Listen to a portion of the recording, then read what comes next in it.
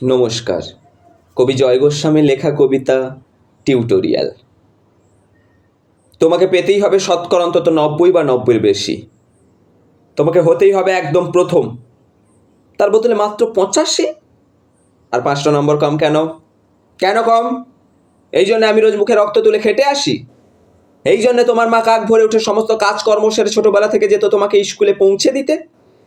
এই জন্যে কাঠ ফাটা রুদ্র কি প্যাচ প্যাচে বর্ষায় গিয়ে বসে থাকতো বাড়ির রোয়াকে কিংবা পার্কের বেঞ্চিতে। তারপর ছুটি হতে ভিড় বাঁচাতে মিনি বাস ছেড়ে অটোওয়ালাদের খারাপ মেজাজ সহ্য করে বাড়িতে এসে না হাঁপিয়ে আবার তোমার পড়া নিয়ে বসে পড়তো, যতক্ষণ না আমি বাড়ি পৌঁছে তোমার হোম টাস্ক দেখছি। তারপর আঁচলে মুখ মুছে ঢুকতো এই ভ্যাবসা রান্নাঘরে। এই জন্যে হাড় ভাঙা ওভার টাইম করে আমি তোমার জন্য আন্টি রাখতাম। মোটা মাইনে, ভদ্রতা, চা জল খাবার সপ্তাহে 3 দিন, তাতে কত খরচা রে রাস্কেল বুদ্ধি আছে সে হিসেব করবার। শুধু ছোটোকালে নয়, এখনও যে আমি তোকে টিউটোরিয়ালে পাঠিয়েছি, জানিস না কীরকম খরচাপাতি হয় তার। ওখানে একবার ঢুকলে সবাই প্রথম হয়, প্রথম, কারো অধিকার নেই দ্বিতীয় হওয়ার। রোজে যাস, দেখিস না কত বড় বড় বাড়িও পাড়ার, কত বড় বড় গাড়ি করে বাবা মারা ছেলে মেয়েদের নিতে যায়।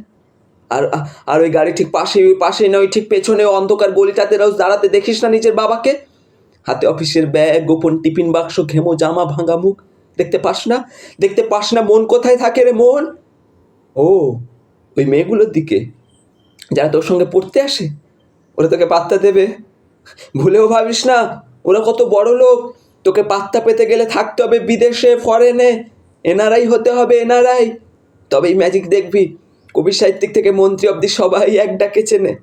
আমাকে নিয়ে যাবি, তোর মাকে আমাকে মাঝে মধ্যে রাখবি নিজের কাছে এনে। তার জন্য প্রথম হওয়া দরকার, প্রথম। তাহলেই ছবি ছাপবে খবরের কাগজে, আরও দরজা খুলে যাবে, আরও পাঁচ করেই বাড়বে। অন্যদিকে মন দিস না, বাঁচবি তো বাঁচার মতো বাঁচ।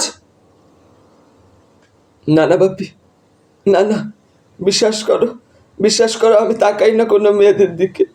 ওরা তো পাশেই বসে, কেমন সুগন্ধ আসে, কথা বলে।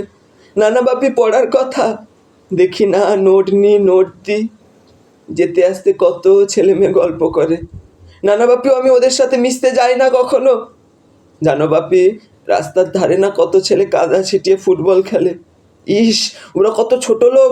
না বাপি না, আমি ওদের সাথে খেলতে যাই না কখনো। না বাপি না, আমার কোনো বন্ধু নেই। তবে হ্যাঁ, একজন আছে, অপু। ও 1 ক্লাসে পড়ে। ও বলেছে, ওরও বাপি বলেছে ওকে প্রথম হতে, কাগজের ছবি। হ্যাঁ বাপি, অপু বলেছে ওর পড়াশোনা হয়নি একদম, ও ব্যাক পাবে বাপি, ও ব্যাক পাবে। আর ব্যাক পেলে অপু বলেছে বাড়িতে কোথায় বাথরুম সাফ করার অ্যাসিড রয়েছে ও জানে বাপি। হ্যাঁ বাপি, অপু বলেছে উঠে যাবে কাগজের প্রথম পাতায়। নমস্কার।